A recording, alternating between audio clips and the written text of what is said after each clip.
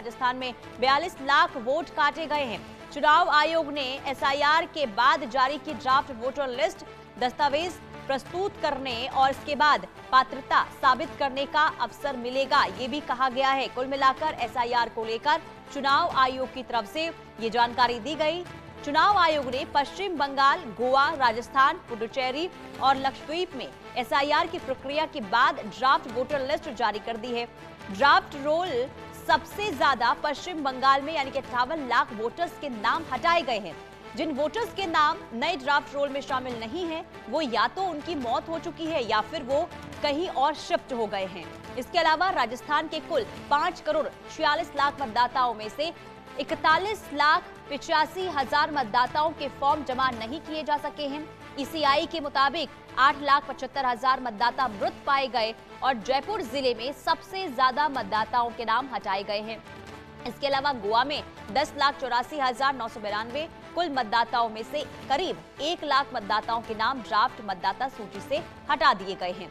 गोवा में कुल 11,85,034 वोटर्स में से 10,84,992 लोगों ने अपना फॉर्म सबमिट किया। ड्राफ्ट रोल जारी होने के बाद योग्य वोटर, अब आपको बता दें कि योग्य वोटर जो है 16 दिसंबर 2025 से 15 जनवरी 2026 तक फिर से अप्लाई कर सकते हैं।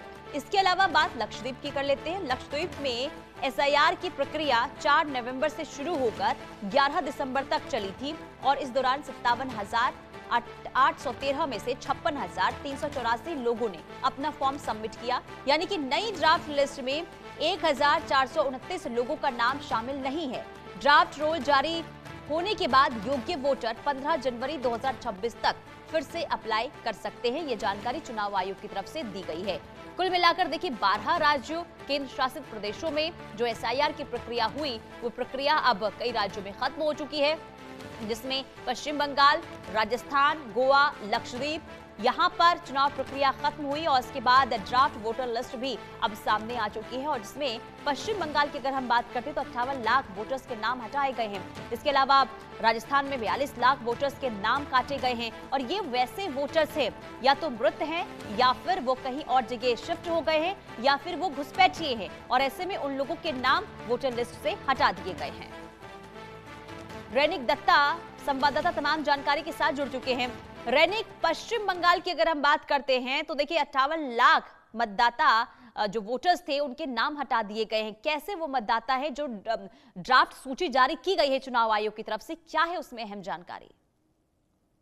देखिए, जैसे कि इलेक्शन कमीशन के सूत्रों के हवाले से खबर मिल रहा है कि पश्चिम बंगाल में जो एसआईआर का प्रोसेस हुआ था उसमें करीब 58 लाख के ऊपर लोगों का नाम हो चुका है ये पूरा वोटर लिस्ट से, यानी जो ड्राफ्ट लिस्ट तैयार किया गया था उस ड्राफ्ट लिस्ट से 58 लाख के ऊपर लोगों का नाम बाद गया है, जिसमें 28,16,852 लोग हैं जो जिन लोगों का मौत हो चुका है। जैसे कि इलेक्शन कमीशन की तरफ से कहा जा रहा है कि 12 लाख के ऊपर ऐसे लोग हैं, 12,20,038 जो लोग हैं वो उधर ये जो इम्यूनेशन फॉर्म वो लोग नहीं लिए थे या तो नहीं जमा किए थे, इम्यूनेशन फॉर्म उनको नहीं मिला था, ऐसा लोग हैं। 19 लाख के ऊपर लोग हैं, 19,88,076 लोग हैं जो लोग मिसिंग है, यानी जिस एड्रेस में वो लोग रहते थे वो लोग उधर नहीं है, वो लोग उधर से मिसिंग है। और इसके अलावा 1,36,324 ऐसा लोग हैं जो जिन लोगों का नाम डुप्लीकेट नेम है, यानी 2 नाम एक ही जगह पर है, ऐसा लोग 1,36,000 है। टोटल कुल मिलाकर ये जो संख्या ये 58 लाख है, ऐसा इलेक्शन कमीशन के तरफ से कहा जा रहा है। मगर ईसीआई की तरफ से ये कहा जा रहा है कि इसको लेकर डरने का कोई बात नहीं है। अगर ये 58 लाख के ऊपर किसी 58 लाख जो लोग हैं इन लोगों के बीच में किसी का भी कोई गलती हो वो लोग अप्लाई कर सकते हैं, उनका वेरिफिकेशन किया जाएगा। हर एक बूथ पर बीएलओ मौजूद रहेंगे, बीएलओ के पास वो लोग जा सकते हैं, खुद का जो प्रमाण वो लोग दे सकते हैं। इसके अलावा ईसीआई के सूत्र के हवाले से ये भी खबर मिल रहा है कि करीब 36 लाख के ऊपर लोगों को इलेक्शन कमीशन की तरफ से वेरिफिकेशन के लिए बुलाया जाएगा, यानी समन किया जाएगा। समन के दौरान वो लोग खुद का जो बयान वो रख सकते हैं, खुद का जो प्रमाण वो रख सकते हैं, नागरिकता का जो प्रमाण वो देने के बाद ही उनका नाम वोटर लिस्ट में आ सकता है। यानी पूरा अगर देखा जाए पूरा जो संख्या करीब 1 करोड़ के आसपास ही है, क्योंकि 58 लाख लोगों का नाम ऑलरेडी बाद हो लेकिन चुका है। रैनिक, पश्चिम बंगाल में वो कौन से जिले हैं जहां पर सबसे ज्यादा वोटर्स के नाम हटे हैं? देखिए, पश्चिम बंगाल में सबसे ज्यादा नाम हटा है नॉर्थ 24 परगना एरिया से। जैसे कि कहा जा रहा है कि उधर सबसे ज्यादा मौत का संख्या है, और उसके साथ साथ ही जो डुप्लीकेट वोटर का नाम वो भी नॉर्थ 24 परगना से उसके सामने आ रहा है। नॉर्थ 24 परगना के बाद आता है साउथ 24 परगना, जो कि डायमंड हार्बर एरिया का सबसे ज्यादा नाम उधर से आ रहा है। करीब 1.5 लाख के ऊपर, 1.5 से 2 लाख के ऊपर लोगों का नाम उधर से कट चुका है। कोलकाता भी कम नहीं जाता है, क्योंकि ममता बनर्जी का जो बूथ है, ममता बनर्जी का जो कॉन्स्टिट्यूंसी है, उस कॉन्स्टिट्यूंसी में करीब 44,000 लोगों का नाम जो है वो ये वोटर लिस्ट से कट चुके हैं। और इसके अलावा शुभेंदु अधिकारी जो कि लीडर ऑफ अपोजिशन है, उनका जो कॉन्स्टिट्यूंसी है यानी नंदीग्राम का अगर बात किया जाए तो नंदीग्राम से करीब 10,000 के ऊपर लोगों का नाम हो चुका है। इसके अलावा कोलकाता में और भी जो जगह है, चौरंगी असेंबली कॉन्स्टिट्यूंसी से करीब 30,000 के ऊपर लोगों का नाम कट चुका है। ऐसा करते हुए अगर देखा जाए तो कोलकाता भी कुछ कम नहीं जा रहा है। कोलकाता में भी बहुत सारे लोगों का नाम बच चुका है, मगर सबसे ज्यादा अगर नाम बात जाने का बात किया जाए तो वो नॉर्थ 24 परगना है, और उसके साथ साउथ 24 परगना का नाम भी शामिल है। टोटल देखा जाए तो 58 लाख के ऊपर जो लोगों का नाम गया है।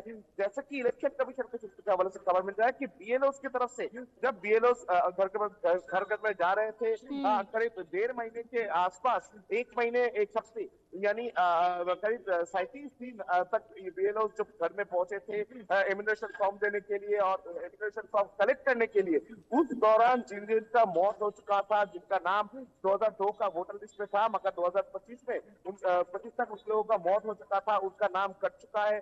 जो लोग उस टाइम में घर में मौजूद नहीं थे या तो परमानेंटली शिफ्ट कर चुके थे। कुल मिलाकर देखिए रैनिक, चुनाव आयोग ने स्पष्ट कर दिया है कि इस वोटर लिस्ट में उन लोगों का नाम नहीं है जो योग्य नहीं है और जो मृत हैं, या फिर जो लोग दूसरी जगह शिफ्ट हो गए हैं, या फिर जो जिनके 2 बार नाम है। ऐसे में जब ये वोटर लिस्ट सामने आई है, ड्राफ्ट वोटर लिस्ट, तो इसके बाद अब सरकार यानी कि ममता बनर्जी का क्या रिएक्शन आया है सामने, रैनिक? देखिए, ये जो ड्राफ्ट वोटर लिस्ट जो सामने आया है, जिस लिस्ट में दिखाई दे रहा है कि कौन से लोगों का नाम बात हो चुका है या तो किसका नाम है, ये लिस्ट आने के बाद अभी तक पॉलिटिकल रिएक्शन जो है वो तृणमूल कांग्रेस की तरफ से नहीं आया है। जिस तरीके का पॉलिटिकल रिएक्शन एसआईआर चालू होने के टाइम पर आ रहा था, उस तरीके का पॉलिटिकल रिएक्शन अभी तक तृणमूल कांग्रेस की तरफ से नहीं दिया गया है। एसआईआर चालू होने के पहले अगर देखा जाए तो तृणमूल कांग्रेस की तरफ से इसका विरोध किया गया था। ममता बनर्जी खुद रास्ते में आए थे। ममता बनर्जी की तरफ से होशियारी भी किया गया था कि अगर किसी का नाम, कोई नैचे वोटर का नाम अगर बात जाएगा तो वो लोग प्रोटेस्ट करेंगे। मगर एसआईआर का ये जो ड्राफ्ट लिस्ट जब निकल के सामने आया है, तब तृणमूल कांग्रेस की तरफ से कहा जा रहा है कि किसी को अगर प्रॉब्लमों का सामना करना पड़े तो उसके लिए तृणमूल कांग्रेस की तरफ से एक बूथ तैयार किया जा रहा है। हर एक जगह पर एक बूथ तैयार किया जा रहा है, जिस जगह पर एसआईआर को लेकर किसी का अगर कोई प्रॉब्लम हो तो वो लोग आ सकते हैं। कोई डॉक्यूमेंट्स तैयार करना हो तो वो डॉक्यूमेंट्स भी सरकार की तरफ से उनको तैयार करने में मदद किया जाएगा, ऐसा भी तृणमूल कांग्रेस की तरफ से कहा जा रहा है। यानी कुल मिला के बोल सकते हैं कि एसआईआर का ये प्रोसेस को तृणमूल कांग्रेस भी अभी अपना रहा है। ठीक, और ये अच्छी बात आप बता रहे हैं कि एसआईआर प्रोसेस को